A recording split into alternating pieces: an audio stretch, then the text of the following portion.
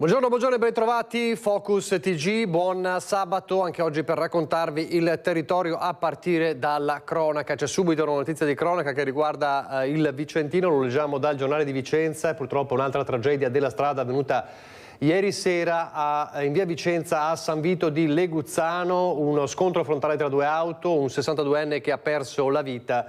La vittima è di Malo, mentre vedete le immagini delle auto coinvolte nello schianto.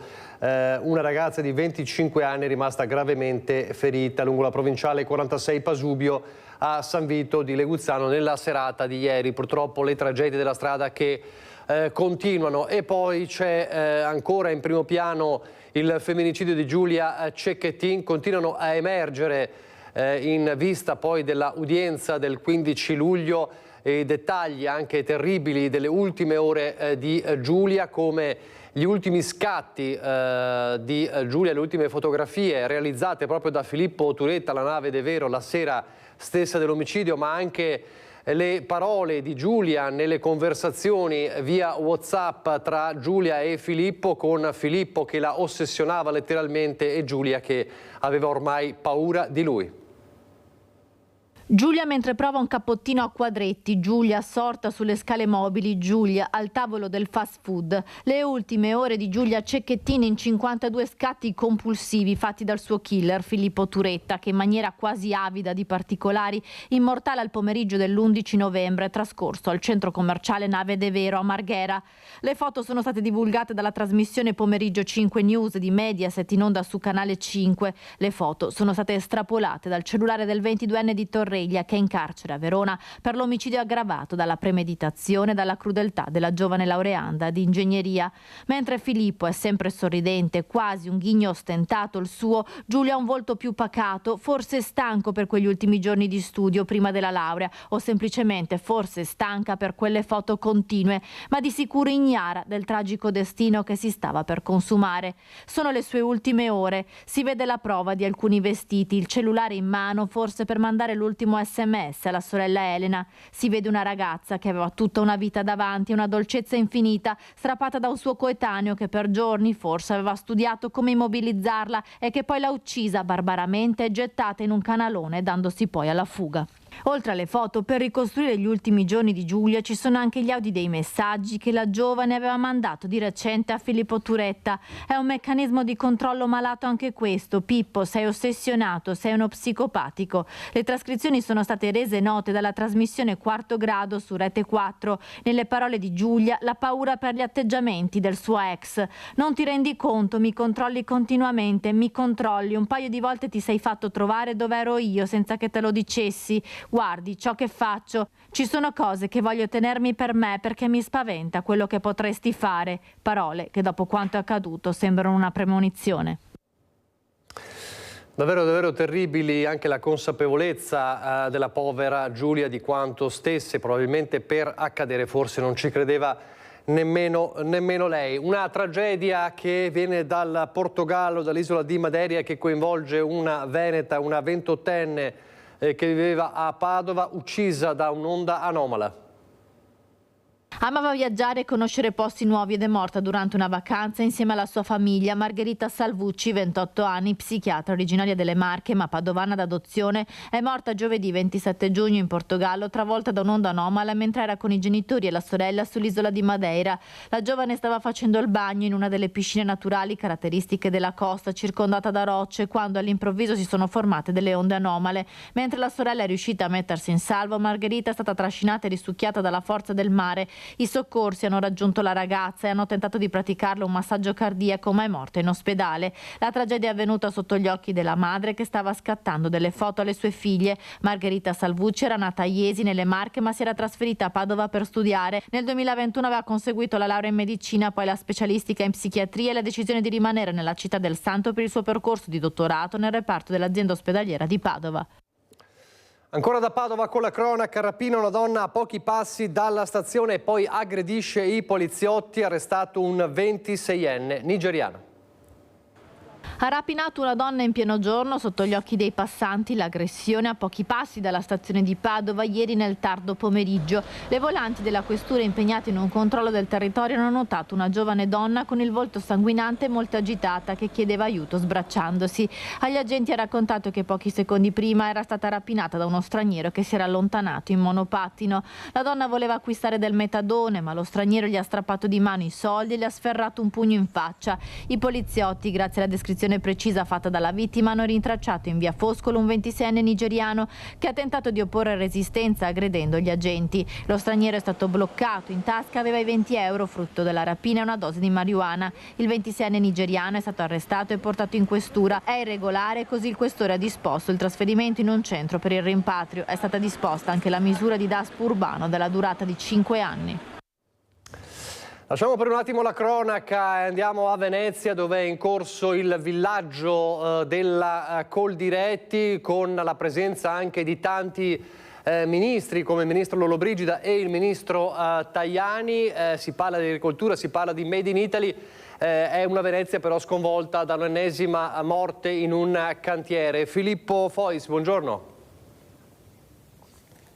Buongiorno Nicola, buongiorno ai telespettatori di Rete Veneta. Prendiamo la linea dall'Arsenale, che si trova a poche centinaia di metri dal villaggio degli agricoltori, che è stato allestito questa settimana in Riva Sette Martiri e nei giardini napoleonici di Venezia. Siamo qui perché oggi c'è uno degli appuntamenti culminanti di questa kermesse, come dicevi tu, con la presenza di numerosi ministri. C'è anche naturalmente il presidente della regione Luca Zaia. Tra poco parleremo di quello che sta accadendo, ma prima, giustamente, come hai ricordato, dobbiamo parlare del lutto che ha unito in queste ore Venezia e Chioggia per la scomparsa di Marco Salvagno, un giovane di appena 21 anni che ha perso la vita sul posto di lavoro a Venezia. Era impiegato con l'azienda Boscolo Bielo ai cantieri di Santa Marta quando, secondo una prima ricostruzione, ha urtato con una gamba, non si sa se di proposito, per un errore, una lastra di vetro che si è sfondata recidendogli l'arteria femorale. La perdita di sangue è stata immediatamente abbondante, l'arrivo dei soccorsi è stato immediato, il giovane è stato trasportato d'urgenza all'ospedale civile di Venezia, dove è espirato attorno alle 18:30 di ieri pomeriggio. Oggi è il giorno del cordoglio, noi abbiamo sentito anche il sindaco di Chioggia, Mauro Armelao, per questa giovane vita che si è spezzata in questa maniera così drammatica. Come detto, siamo di fronte all'ingresso delle tese. Qui all'Arsenale si parla di agricoltura e soprattutto si parla di quelle che sono le nuove sfide dell'agricoltura italiana e veneta. Ci sono 3 problemi che sono stati messi con forza sul piatto in queste ore. Il primo naturalmente è la difesa del Made in Italy, vale a dire dei nostri prodotti tipici, sempre più messi a repentaglio da un commercio molto aggressivo di prodotti industriali, a volte anche che scimmiottano i nostri di prodotti tipici. Il secondo sono i cambiamenti climatici che hanno colpito anche il Veneto. Noi tra l'altro nel frattempo possiamo anche avvicinarvi, così vi facciamo vedere dove siamo. I cambiamenti climatici che hanno colpito anche il Veneto, rovinando i raccolti, cambiando anche le stagioni e quindi le abitudini degli operatori. E il terzo problema è quello del ricambio generazionale. Siamo purtroppo in crisi demografica e anche di questo deve rispondere un settore basilare per il nostro Paese come l'agricoltura. Dunque il ministro Tajani deve ancora arrivare, Lollobrigida invece è arrivato un paio d'ore fa. Con lui abbiamo anche parlato delle polemiche politiche che ultimamente hanno travolto Fratelli d'Italia per gli atteggiamenti antisemiti, razzisti, inneggianti al nazismo di alcuni militanti dell'ala giovanile del partito. Sentiamo cosa ci ha risposto Lollobrigida e poi la linea può tornare allo studio. Non è questione della singola polemica, è tutta una polemica. Noi pensiamo che una democrazia compiuta metta a confronto idee, programmi, soluzioni.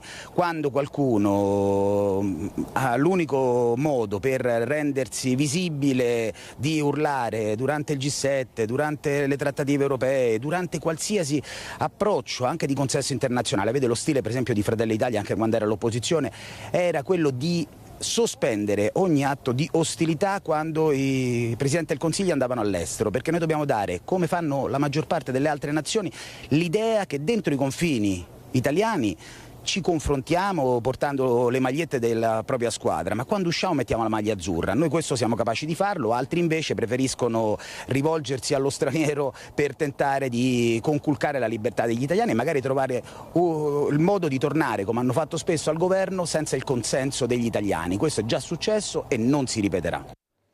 Intanto a Padova questa mattina è andata in scena una passeggiata antifascista. Buongiorno da Padova, alle mie spalle vedete la manifestazione antifascista organizzata per oggi in città. Alta l'adesione, tantissime persone e tantissime organizzazioni che hanno aderito a questa iniziativa nata per volontà di coalizione civica dopo la manifestazione, il corteo di estrema destra che ha sfilato qui in città lo scorso 17 giugno in occasione della commemorazione della morte di Mazzola e Giralucci, una manifestazione per ribadire lo spirito antifascista di Padova anche alla luce di un video che è uscito nei giorni scorsi che immortalava un altro raduno di estrema destra avvenuto nei colli padovani. Qui con me c'è Chiara Gallani, consigliera comunale di Coalizione Civica. Perché questa manifestazione? Perché il 17 giugno scorso queste strade sono state percorse da una manifestazione nera, un corteo nero silenzioso che ha abbassato le telecamere dei giornalisti, ha intimato di non raccontare niente, ha detto l'ordine pubblico lo facciamo noi. Ecco, noi crediamo che invece questo, come in passato come oggi, sia il momento in cui ricordare da dove veniamo, ricordare che veniamo da una scelta di parte, dalla resistenza, che ha dato la democrazia a tutti noi, il motivo per cui possiamo essere qui e vivere liberamente. Lo facciamo qui sotto in via Santa Lucia, dove il 17 agosto del 1944 sono stati impiccati dei partigiani, e ogni giorno dà occasione per rifare la storia, ricordarci come sono iniziate le cose, dove sono arrivate. Possono prendere forme diverse, momenti diversi, ma è proprio quando si va a togliere la libertà, a reprimere la stampa, a pretendere di fare ordine pubblico da parte di associazioni neofasciste, che dobbiamo ricordarci invece quanto è importante essere coesi, esserci, continuare a ribadire la nostra Repubblica antifascista. E l'abbiamo visto appunto anche ieri, addirittura delle inchieste giornalistiche sono state definite metodi di regime, quindi questo è il livello a cui siamo arrivati, questa è la retorica che sta passando, e invece in questo modo noi rispondiamo, noi ci siamo con una piazza piena che parla dei valori della nostra vita. Appunto tante le organizzazioni a cui hanno aderito, anche il Partito Democratico, diverse sigle sindacali. Qui con me c'è anche Aldo Marturano, segretario della CGIL di Padova. Quello che volete denunciare secondo voi è anche un silenzio delle istituzioni, come abbiamo sentito anche da parte della consigliera Chiara Gallani? Sì, è importante e fondamentale esserci, perché essere assenti su questi temi vuol dire in qualche modo dargli il via libera, e questo non va assolutamente bene. È un crescendo continuo, è un crescendo che abbiamo visto a Padova appunto con il corteo del 17 giugno, che abbiamo visto con quello che è successo ai Colli, al Parco delle Fiorine, ma che abbiamo visto che succedere all'interno del partito della Premier Meloni con i giovani che, voglio dire, l'inchiesta di Fanpage lo dimostra in maniera molto incisiva, sdoganano una cultura fascista che noi speravamo davvero di esserci lasciati alle spalle. A me personalmente non convince quando si dice che quel fascismo, che Mussolini è stato altro e non può ritornare, perché esattamente i presupposti sono quelli che vediamo. E allora bisogna ricordare appunto che per sconfiggere quel orrendo fenomeno che è stato il fascismo, per superare poi ciò che il fascismo ha causato, cioè i disastri della guerra, noi c'è stato chi ha combattuto, c'è stato chi ci ha rimesso la vita, e appunto siamo qui perché è un luogo simbolo, ma soprattutto i nostri padri fondatori hanno risposto con una Costituzione che è ancora centrale, che è ancora in vigore, che è profondamente antifascista e a cui bisogna ridare vitalità e ritrovarsi appunto tutti insieme attorno a tutela e difesa per combattere questa cultura che avanza. E queste dunque le immagini, come potete vedere, tanta e alta la partecipazione anche da parte dei cittadini. E intanto si riaccende a Treviso la polemica sulla cittadinanza onoraria a Mussolini, che non è stata revocata. Noi riteniamo che questo atto che dato dalla nostra città fosse un atto che appunto sia incompatibile assolutamente con la cittadinanza onoraria a Giacomo Matteotti. Abbiamo proposto questa mozione e speravamo sinceramente che da parte della maggioranza si potesse trovare l'unanimità. Mussolini resta cittadino onorario di Treviso. Non passa la mozione presentata al Consiglio Comunale dalla minoranza, che già da tempo chiede venga revocata la cittadinanza onoraria al Duce, mentre è stata votata all'unanimità quella a Giacomo Matteotti a 100 anni esatti dalla sua uccisione per mano fascista. Come risale proprio al 1924 il conferimento di cittadino onorario a Mussolini. Abbiamo perso un'occasione, bastava poco, bastava votare tutti insieme e senza rivangare il passato. L'occasione persa non è nel 2024, l'occasione persa è nei 5 anni dove hanno governato e potevano tranquillamente revocarla senza grandi problemi. E se la minoranza parla di un'occasione persa, ora a Treviso, città medaglia d'oro al valor militare per il ruolo svolto durante la Resistenza, la realtà delle due cittadinanze stride, ma la maggioranza le difende parlando di fatto storico. Sono due aspetti completamente diversi. Oggi noi abbiamo voluto dimostrare che la libertà Treviso è grata a chi ha dato la vita per la libertà. Per quanto riguarda Mussolini è un fatto storico e tale deve rimanere. Anche a memoria futura è inutile cancellare simboli, stemmi, perché altrimenti mi verrebbe da fare una battuta: vediamo la cittadinanza a Mussolini, però dovremo, per ragion veduta, cominciare ad abbattere le opere fatte in quel periodo. Da oggi noi ritenevamo che fosse importante e incompatibile la presenza di Mussolini e di Giacomo Matteotti come cittadini onorari della città. Purtroppo questo non è stato condiviso e noi lo riteniamo assolutamente sbagliato.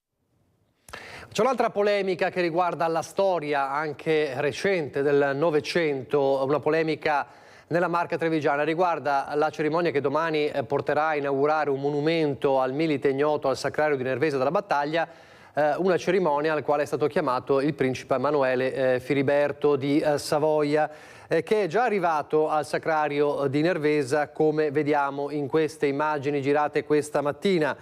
Una iniziativa organizzata dalla delegazione di Treviso dell'Istituto Nazionale per la Guardia d'Onore alle Reali Tombe del Pantheon. Sappiamo che però nelle scorse ore c'è stata una richiesta da parte delle minoranze in Consiglio Comunale Nervesa di togliere il patrocinio a questa iniziativa. Allora vediamo il servizio di Lucio Zanato con le polemiche e anche con gli organizzatori che rispondono piccati. Sta già sollevando un mare di polemiche la presenza di Emanuele Filiberto di Savoia, uno dei nipoti dell'ultimo re d'Italia, all'inaugurazione di domenica prossima del monumento al milite ignoto all'interno del Sacrario Militare di Nervesa della Battaglia. Le minoranze in Consiglio Comunale contestano il patrocinio concesso dal sindaco Mara Fontebasso alla cerimonia organizzata dai monarchici della delegazione di Treviso dell'Istituto Nazionale per la Guardia d'Onore delle Reali Tombe del Pantheon. Ed è su questa presunta nostalgia monarchica che si poggiano le polemiche delle minoranze che uniscono in questo caso la Lega con le sinistre. Ed è proprio su questo punto che replica l'organizzatore. Il Comune non è organizzatore, ha dato il patrocinio all'inaugurazione di un monumento al Sacrario. Per quanto riguarda le polemiche che riguardano l'invitato, diciamo, d'onore, che è Emanuele Filiberto di Savoia, noi siamo contenti della sua presenza perché porta lustro al paese e perché è un membro della nostra associazione d'Arma, che sono le Guardie d'Onore, e di conseguenza pensiamo che non ci debba essere una polemica su una presenza di una persona che comunque non può pagare colpe eventuali di padri, nonni, bisnonni, eccetera. Poi Trentin diventa ancora più polemico, tenendo in ballo la storia e il legame tra Casa Savoia e gli onori ai soldati italiani. Il legame è altissimo, se non indissolubile direi, poiché il monumento più importante per Casa Savoia è il monumento nazionale a Vittorio Emanuele II, che noi conosciamo come altare della patria, dove Vittorio Emanuele III ha voluto alla conclusione della Grande Guerra tumulare il Milite Ignoto per dargli la più alta celebrazione che potesse avere a livello nazionale, quindi dedicando al Milite Ignoto lo stesso monumento dedicato al padre della patria. E infine Trentin rimarca la mancanza di cultura storica dell'ex governo di Nervesa a guida leghista. Ex amministrazione che per 20 anni ha dato alla cultura il peso di un consigliere comunale, quando ora il sindaco ha dato il peso di un assessore. Questo fa capire lo spessore di queste persone che alla cultura non ha mai interessato nulla. La polemica resta forte e domani c'è questa cerimonia a Nervesa della Battaglia. Lasciamo le polemiche, ma c'è invece un grido di allarme che viene da Bassano del Grappa. Parliamo di maltempo, parliamo di una frana che continua a dare grossi problemi al turismo. Mirko Cavallin, buongiorno. Buongiorno Nicola, buongiorno ai telespettatori di Rete Veneta e di Focus TG. La frana in realtà non è di questi giorni, ma è addirittura di 5 mesi fa. 24 gennaio è quella che aveva bloccato la statale 47 Valsugana, ma che poi ha avuto effetti anche sulla vicina ciclabile del Brenta. Ciclabile, frequentatissima in periodo primaverile, soprattutto estivo, ma adesso non percorribile. Con me Roberto Astuni, che è gestore del Bike Hotel alla Corte qui a Bassano del Grappa. Insomma, danni pesanti per voi operatori. Sì, assolutamente sì, buongiorno a tutti, danni molto pesanti. Pensiamo che tutte le attività legate al cicloturismo, quindi non parliamo solo di hotel, noleggio bici, ma anche di gelaterie, parliamo di birrerie, parliamo anche di locali pubblici, stanno subendo un calo sopra il 50%, quindi la situazione, come avevo già detto qualche mese fa, è davvero drammatica. Da 5 mesi a questa parte cosa è successo? Beh, è successo ben poco, se non tante ovviamente promesse elettorali, queste, ma è normale che si facciano, però adesso c'è bisogno di coesione soprattutto dei sindaci, perché il problema non è solo del sindaco di Enego, che lui ha avuto la sfortuna che gli capiti questa frana nel suo comune, ma deve essere tutto il territorio che risponde, soprattutto in questo caso, perché un danno veramente importante all'economia turistica della nostra città. È la ciclabile che unisce il Trentino a Bassano, poi a Padova e quindi anche a Venezia, la Monaco-Venezia, diciamola in senso più lato, 700.000 ciclisti calcolati nel corso di un'annata, ma adesso appunto questo tronco è interrotto. Voi che avete interpellato in questi mesi, a chi vi rivolgete oltre che al nuovo sindaco di Bassano? Noi ovviamente ci rivolgiamo alle autorità politiche, che sono le uniche in questo caso che possono davvero prendere in mano la situazione. Ripeto, c'è bisogno di coesione, c'è bisogno di un progetto immediato, perché ormai credo la stagione sia andata, ma poi si sa benissimo che con l'arrivo dell'inverno le cose si rallentano di più, quindi almeno cerchiamo di trovare una soluzione per trovarci pronti l'anno prossimo.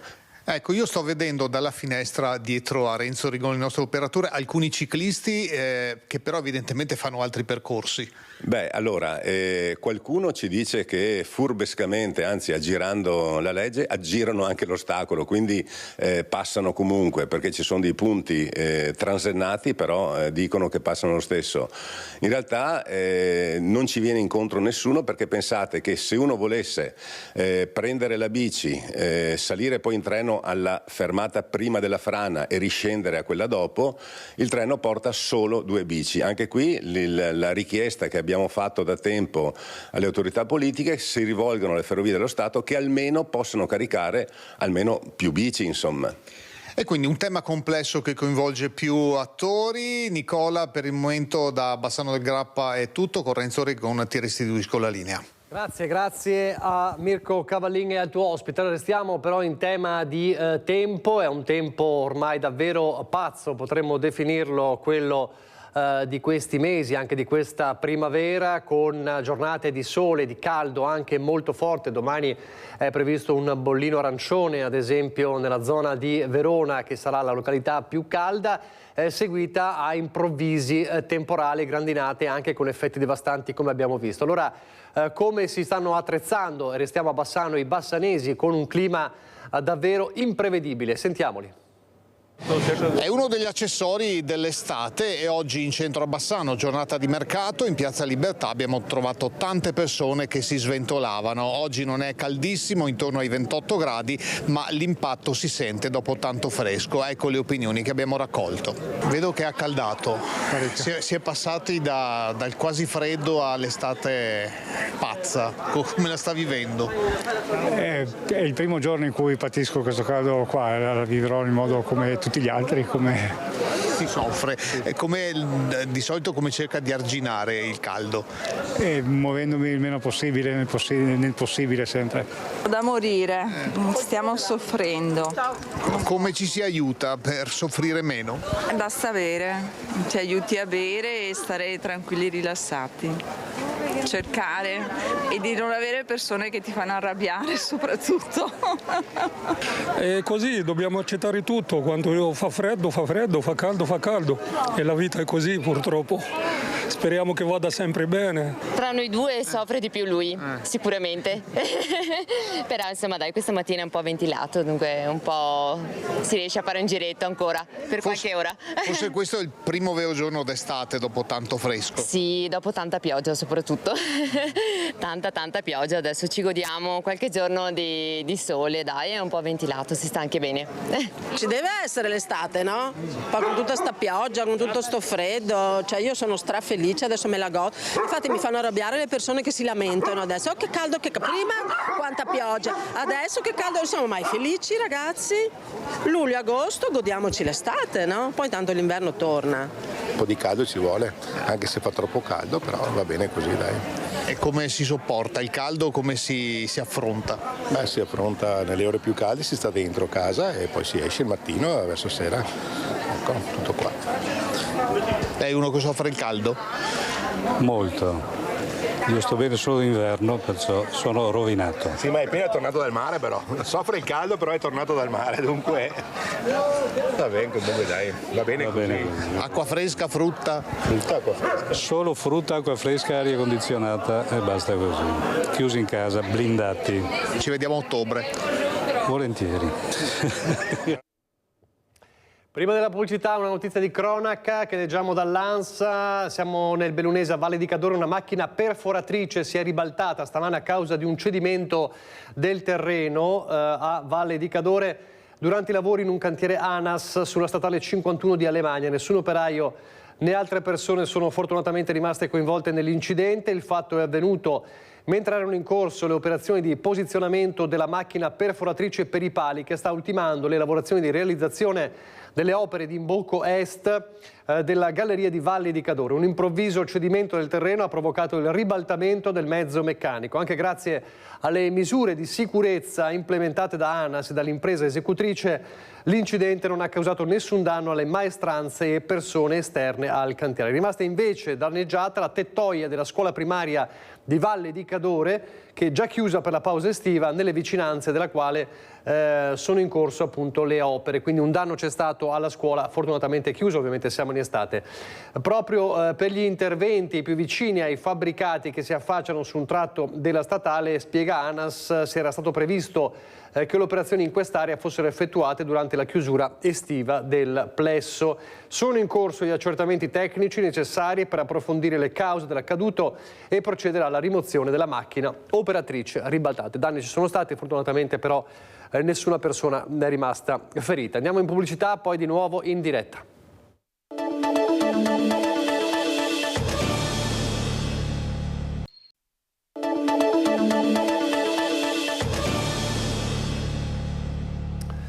Di nuovo in diretta con Focus TG. C'è un caso di cui si parla, si è parlato in questi giorni e si continua a parlare, il caso delle studentesse ribelli, le 3 studentesse veneziane che hanno fatto volutamente scene mute agli orali perché protestavano contro il voto allo scritto di greco. Ebbene, il Ministero dell'Istruzione in merito alla vicenda verificherà se sono stati commessi errori da parte dei commissari. Come sapete, le ragazze sono state promosse, anche se con un voto ovviamente più basso della loro media, diciamo, abituale, però ecco, ci sarà una ispezione del Ministero per capire se sono stati commessi errori da parte dei commissari. E anche la notizia della promozione delle ragazze ieri aveva portato l'assessore regionale all'istruzione Donazzan a dure parole su questa vicenda. Sentiamola.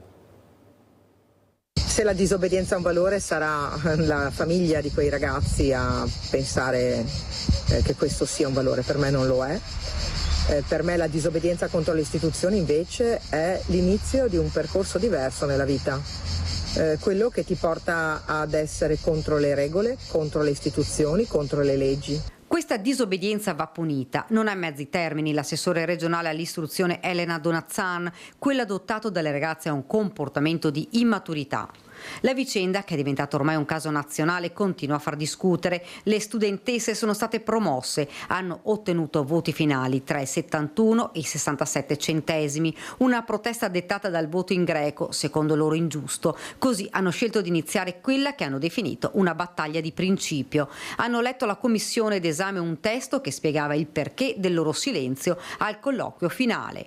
Le studentesse del liceo Foscarini di Venezia stavano pensando di ricorrere al TAR, decisione che avrebbe portato ovviamente ad un provvedimento dei magistrati, ipoteticamente anche sostenere nuovamente la prova sotto accusa. Linda Conchetto, una delle ragazze, ci ha spiegato che lei non farà più nulla. L'obiettivo, dice, lo abbiamo raggiunto, cioè quello di mettere in luce l'ingiustizia che abbiamo subito. Ora penso all'università e a partire, andrò all'estero e mi butterò tutto alle spalle. Per il momento l'ufficio scolastico regionale non ha mosso alcun procedimento. Per l'assessore Donazzan qualcosa si sarebbe dovuto fare. Io credo che questo sia stato un atto molto e profondamente sbagliato per tutto ciò che comporta.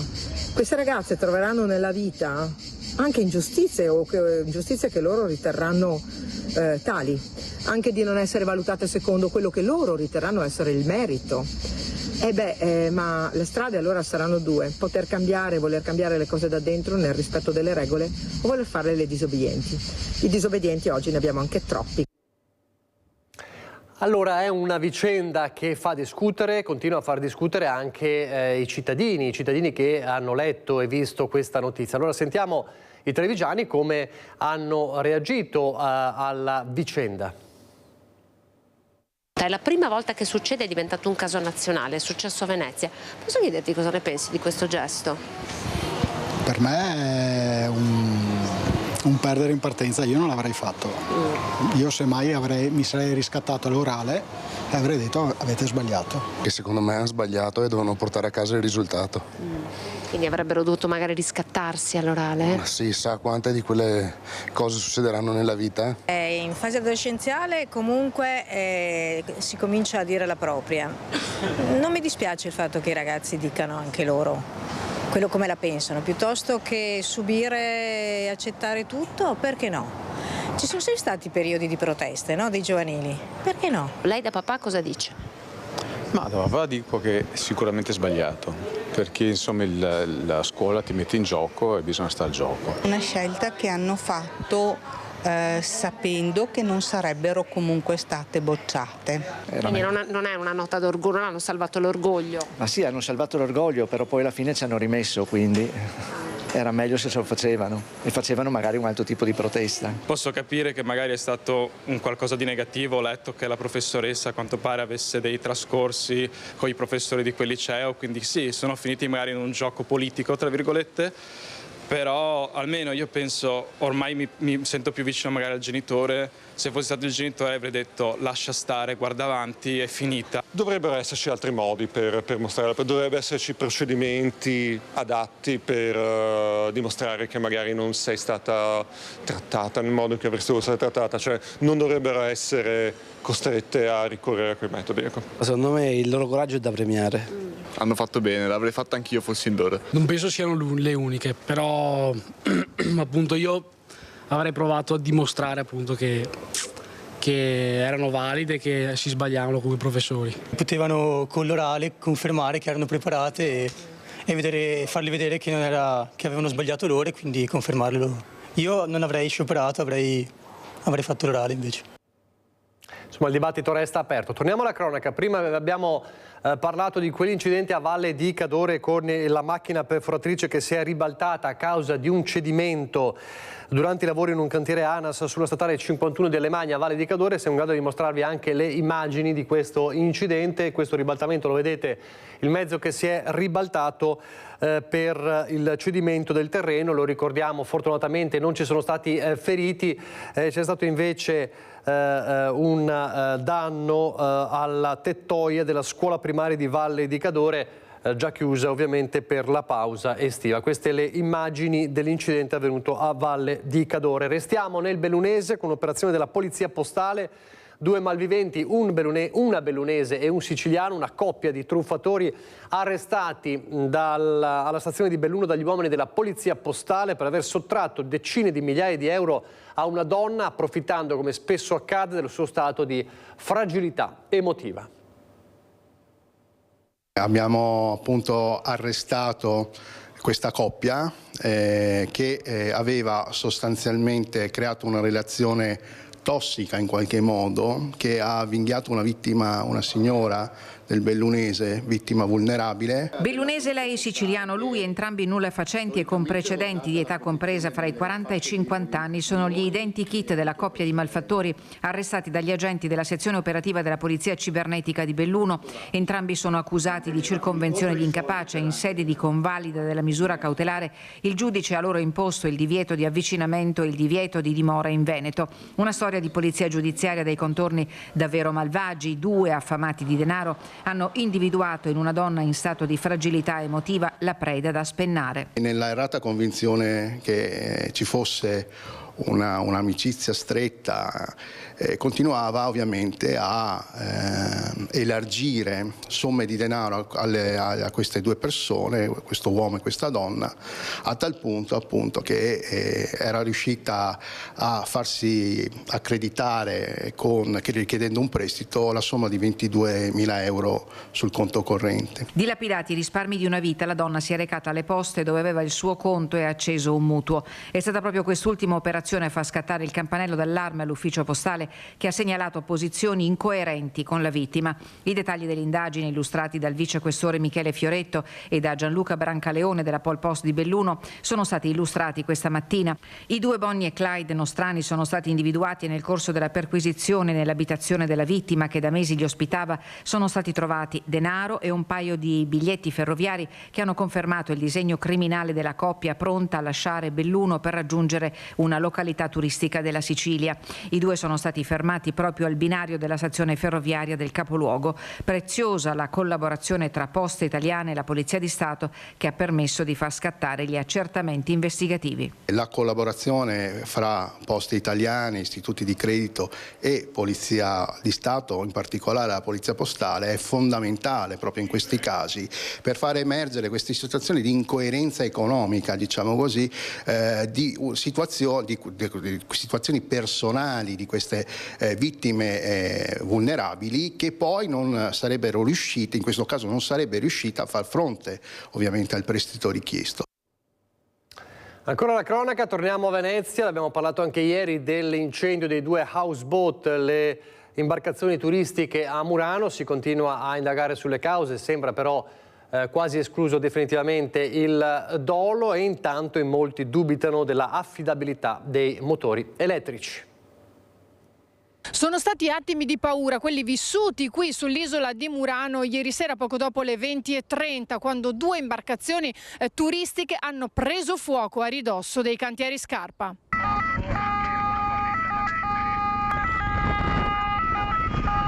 Due esplosioni, poi una densa colonna di fumo nero visibile da centinaia di metri di distanza e un odore acre diffuso in gran parte dell'isola, dove in zona Serenella le 2 houseboat elettriche lunghe circa 10 metri, dotate di letti, cucina e bagno, stavano andando a fuoco. Un'esplosione grande, la seconda non l'abbiamo sentita, ma la prima è stata grande e da paura. Quando si vede fuoco, specialmente qui a Murano, si pensa al peggio. Una valvola, una fornace, qui vanno tutto a metano e sapete com'è. Se salta una probabilmente può saltare una seconda, eccetera. Immediato l'intervento dei vigili del fuoco giunti sul posto con 2 imbarcazioni e 2 squadre che hanno domato le fiamme altissime e visibili anche da Venezia. Salvi i turisti tedeschi che in quel momento non erano a bordo. E mentre sono in corso le indagini per capire le cause, sono in molti a puntare il dito sull'elettrico. Può capitare sulle barche elettriche, a mio avviso non siamo pronti, che ne dicano. Dopo da vedere da dove è scaturito l'incendio. Fa impressione perché se c'erano invece 2 barche, ce n'erano magari 7-8, prendevano fuoco tutte 7-8.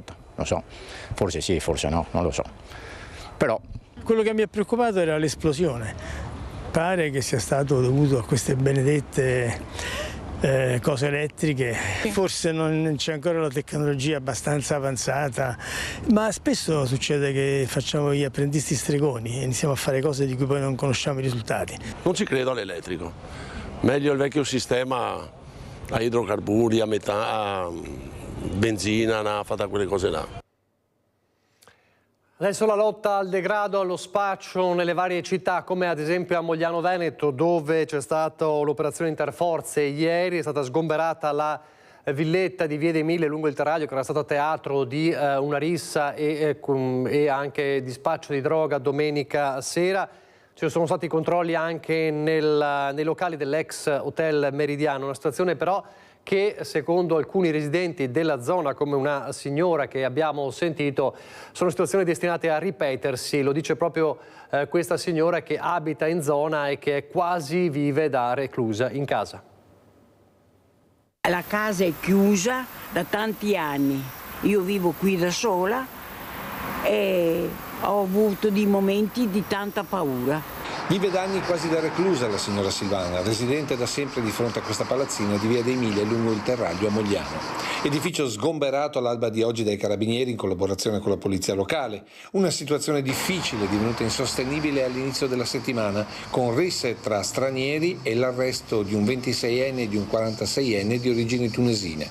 Oggi l'irruzione e il fermo di altri 2 uomini trovati all'interno dell'edificio da tempo luogo di spaccio, così come all'ex Hotel Meridiana, altro luogo controllato oggi dalle forze dell'ordine. Oggi sono arrivati i carabinieri, 5 macchine di carabinieri, tutta la stradina piena e dopo hanno invaso anche l'ex Meridiana.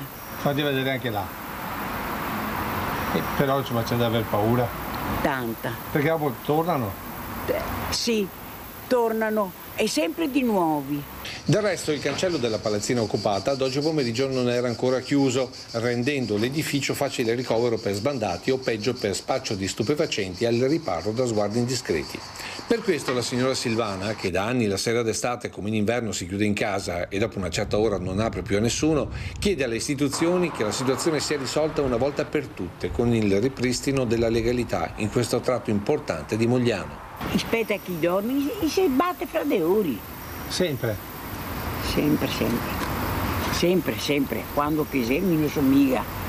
E da quanto tempo è che convive questa storia qua? 10-12 anni, e da sola, qua dentro. Consumo di droga, spaccio, degrado anche a Mestre. I cittadini del quartiere Altobello hanno firmato una petizione. Siringhe, droga, escrementi. L'altro giorno c'erano una valigia sicuramente rubata con tanta roba sparsa in giro, tanta sporcizia, insomma,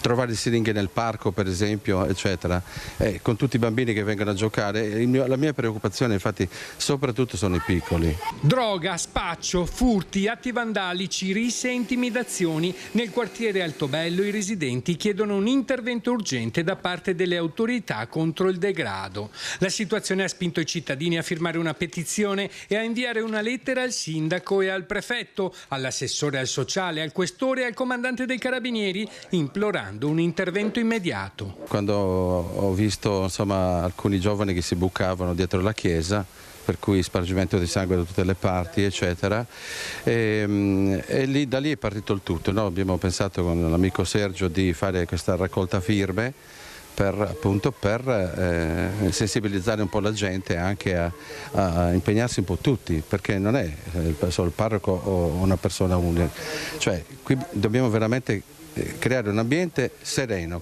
dove tutti stanno bene. L'istanza denuncia è stata firmata da 853 persone. In aiuto ai cittadini del quartiere Altobello si è anche unita la comunità islamica. Voglio lavorare insieme, così migliorare questa zona. E abbiamo avuto subito l'adesione del gruppo degli islamici, di parte degli islamici, sulle quali stiamo lavorando per allargare il consenso non solo sul problema del degrado, ma sul problema della partecipazione alla soluzione dei problemi. Sì, anche io ho firmato, anche i miei amici, altri bengalesi, perché noi vogliamo questa zona, deve essere proprio buona come era prima. Non c'è tanti dispassatori, non c'è tanto drogati. I controlli sono aumentati, ma non devono diminuire o cessare, ci dicono. La petizione è il nostro grido d'allarme. La sorveglianza deve essere continua di giorno e di notte. Chiediamo anche l'installazione di telecamere e l'incremento dell'illuminazione pubblica per scongiurare furti e danneggiamenti nel quartiere, in particolare nelle aree Colbe, Nave, Canal Salso e nel Parco Madonna Pellegrina. Ora il nostro auspicio, ci dicono, è che le autorità agiscano in fretta per affrontare questa emergenza. E poi c'è un'altra piaga, quella della violenza sui mezzi pubblici. A Vicenza il questore aumenta i controlli a bordo delle corriere dopo gli ultimi episodi. Violenza, intolleranza, inciviltà, maleducazione. A bordo degli autobus sono diversi i casi che vedono protagonisti viaggiatori molesti. Sì, c'era stata qualche segnalazione non solo dei cittadini ma anche dalla stessa azienda dei trasporti che aveva segnalato comportamenti molesti da parte di soggetti soprattutto giovani. Soprattutto sono i giovani a creare problemi a bordo delle corriere, ma non solo. Nelle ultime ore sulla linea che passa da Viale Verona a Vicenza un controllore ha invitato più volte un ivoriano senza biglietto a scendere dall'autobus, ma quello si è rifiutato. È stata allertata la polizia che è intervenuta, ha verificato lo stato di ebbrezza alcolica dell'immigrato e lo ha sanzionato. Ma l'episodio più concitato è esploso in via Cavalieri di Vittorio Veneto per una lite scoppiata sull'autobus tra una donna italiana, una romena e due brasiliane. Tutto è iniziato perché una delle passeggere occupava inutilmente un posto a sedere con una borsa della spesa. Dopo uno scambio di battute le 4 donne hanno cominciato a picchiarsi, sono volati schiaffi in particolare tra 2 delle contendenti. La polizia è intervenuta a bordo separando le donne e identificandole. Nessuna al momento ha fatto denuncia, ma sono diversi gli episodi che vedono protagonisti passeggeri molesti a bordo delle corriere in tutta la provincia. Ecco perché il questore di Vicenza ha disposto con specifica ordinanza un'intensificazione dei controlli sui passeggeri dei mezzi pubblici per migliorare le condizioni di sicurezza. Si è ritenuto opportuno intensificare i controlli sui mezzi pubblici, l'attività proseguirà anche nelle settimane e nei mesi successivi e cercheremo di arginare eventuali episodi di violenza o di comunque intolleranza occorsi appunto durante qualche trasporto pubblico. Andiamo a Padova, ieri centinaia di persone alla Basilica del Santo per l'addio a Vera Slepoi, volti noti ma anche gente comune.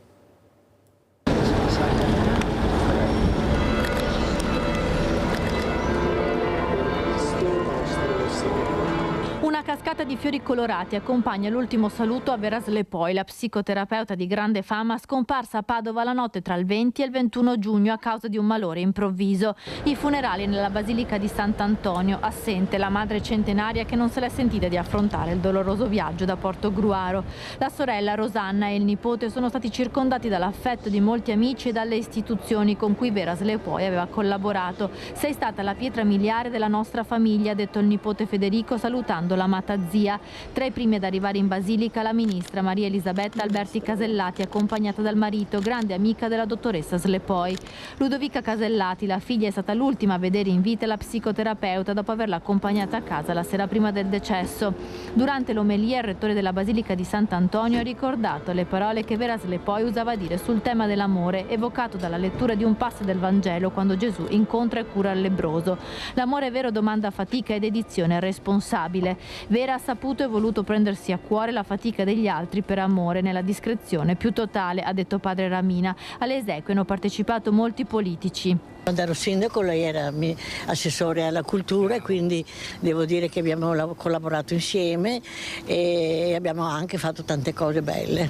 Proprio l'innovazione anche nel concetto del rapporto fra i giovani è stata lei una delle prime. Io ho perso un'amica e poi ho perso una persona importante. Mi chiamava Elenuccia e diceva ma anche questa volta Elenuccia hai un po' esagerato, magari quando dicevo qualche cosa di un po' più forte.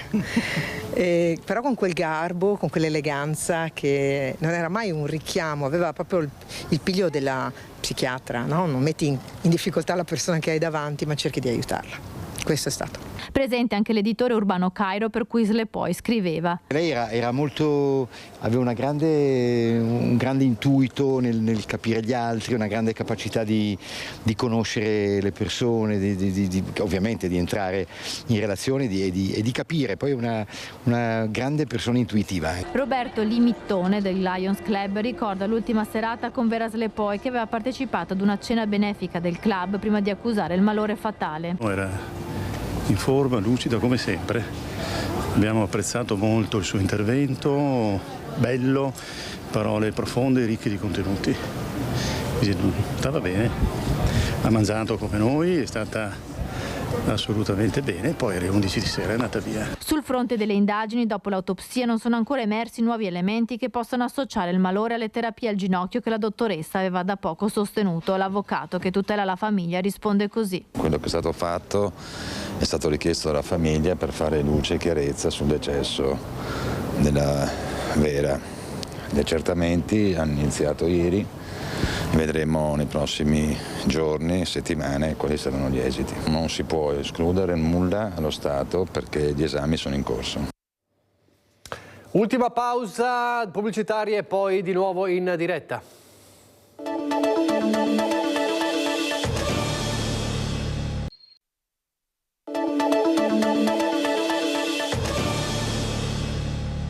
Ultima parte di Focus TG, allora torniamo a Bassano, parliamo di amministrazione dopo le elezioni, il ballottaggio e la vittoria di Nicola Finco, si delinea la nuova giunta di Bassano. Fatto il sindaco, ora bisogna fare la giunta. Il tempo c'è, ma non molto. Nei prossimi giorni Nicola Finco dovrà sciogliere le riserve, anche se alcuni tasselli sembrano già posizionati e da lì non dovrebbero più muoversi. Partiamo col dire che gli assessori a Bassano saranno, come noto, 7 e che la componente femminile dovrà assestarsi almeno al 40%, quindi 3 assessori donna. Tra di loro sembra ormai fatta per Giada Pontarollo, Marina Bizzotto di Impegno per Bassano e forse un assessore esterno. Difficile, anche se non impossibile in futuro, che la scelta ricada su Morena Martini. Detto della componente femminile, passiamo agli altri assessori. Mariano Scottone e Andrea Zonta si sono detti disponibili a riprendere le redini dei rispettivi assessorati, il primo allo sport, il secondo ai lavori pubblici. Un ruolo di rilievo sembra essere destinato ad Andrea Viero, ma al di là dei nomi adesso si lavora anche agli equilibri, con il sindaco che dovrà giostrarsi tra le aspettative di Lega, Democrazia Cristiana e Fratelli d'Italia. Proprio i meloniani potrebbero rivendicare un doppio assessore. Io non entrerei nel discorso dell'assessorato, di quanti assessorati. Io partirei da un presupposto, che è quello appunto del centro unito, del centrodestra unito, della capacità e dei nostri anche eletti di poter portare sicuramente l'esperienza in più, sicuramente è un valore aggiunto e con una squadra coesa. Oltretutto abbiamo anche donne all'interno del nostro gruppo che possono sicuramente ricoprire un assessorato o comunque una posizione di spicco all'interno della maggioranza. La politica è l'arte del compromesso, non è che si possa, se tutti vogliamo fare i candidati sindaci, se tutti vogliamo fare gli assessori, se tutti vogliamo fare i presidenti di alcune partecipate, probabilmente lo spazio non c'è per tutti. Il fare liti da subito credo sia una cosa che non va bene invece trovare degli accordi, ci sono varie forme, vari modi, ci saranno varie possibilità anche in futuro. Dunque niente piedi puntati a terra, ma tutti seduti al tavolo, pronti al dialogo, perché... La cosa essenziale è quella di costruire il gruppo. Costruito il gruppo, poi tutto il resto ne viene di conseguenza, perché la bellezza di lavorare bene assieme tante volte è molto più appagante che un assessorato in più. Intanto Gianni Zen e il gruppo È il Momento sono pronti a lavorare per il bene della città. Al di là dell'esito dell'ultima tornata elettorale a Bassano, con la vittoria del neo sindaco Nicola Finco, il gruppo È il Momento, che ha affiancato al ballottaggio il candidato Campagnolo, è tra quelli che hanno registrato un risultato decisamente importante. Volti giovani, ma soprattutto una gran voglia di lavorare per il bene della città, liberi da ogni condizionamento politico, come conferma Gianni Zen, che siederà nei banchi dell'opposizione assieme a Manuel Remonato e Giulia Moro. È stato riconosciuto come novità e soprattutto quella freschezza che noi abbiamo cercato di proporre sin dall'inizio. Cominceremo da subito a fare delle proposte in positivo. Quando abbiamo incontrato Nicola Finco e la sua delegazione nella consultazione prima dell'apparentamento, abbiamo fatto delle proposte e avremo anche la responsabilità di continuare a farle. Noi continuiamo in questo percorso in qualche modo di rinnovamento della politica, questo è ben presente, ne siamo ben consapevoli e sentiamo questa responsabilità. E a proposito di giunte e di assessori, a Mansuè, nella Marca Trevigiana, c'è il record italiano per l'assessore più giovane, appena 19 anni.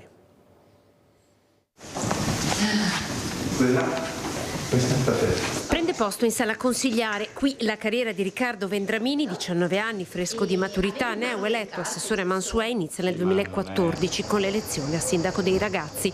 Giovanissimo ma appassionato da sempre alla politica, nonostante non sia un figlio d'arte. L'ho sempre avuta, ma sicuramente in modo preponderante in seconda media, quando mi sono candidato al consiglio degli studenti e ho vinto, e scherzando, ma non troppo, ho detto che nel 2024 mi sarei candidato a sindaco di Mansuè. Quando qualche anno fa cadde un governo, io ero in Croazia in spiaggia, ho preso lettino, asciugamani e sono salito in appartamento a guardarmi tutta la live del Parlamento. Cosa fare per migliorare la nostra condizione e quella del mondo? Ecco perché, ci racconta, mi interessa la politica. Parole che squarciano il buio di una narrazione, quella del mondo giovanile, sempre più appesantita dalle cronache.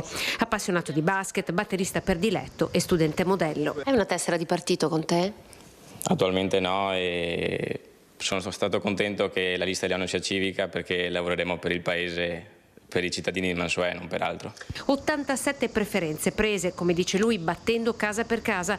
Tra i suoi obiettivi, restituire ai giovani e ai meno giovani un luogo di incontro e socializzazione. Faremo questa casa del cittadino e delle associazioni, in cui le associazioni appunto di Mansuè avranno più spazio per loro, per gestirsi lo spazio come vogliono, e del cittadino perché spero e mi auspico che questo posto sia un luogo di aggregazione e di incontro. A volerlo fortemente accanto a sé è stato il sindaco Leonio Milanna, al suo secondo mandato, che lo accompagnerà in questa avventura. Come lui intende accompagnare i suoi coetanei nell'avvicinarsi alla cosa pubblica per imparare, perché no, ad averne ancora più cura. Quello che decide la politica ricade nelle sue teste alla fine, e proverò a farlo cercando di farli partecipare appunto anche con questa carta del cittadino, con questi eventi, perché credo che se un ragazzo si mette a spendersi personalmente per qualcosa poi non va a rovinarla. Complimenti a Riccardo. Dunque, con la sua testimonianza si chiude questa edizione di Focus TG. Grazie per averci seguito, arrivederci.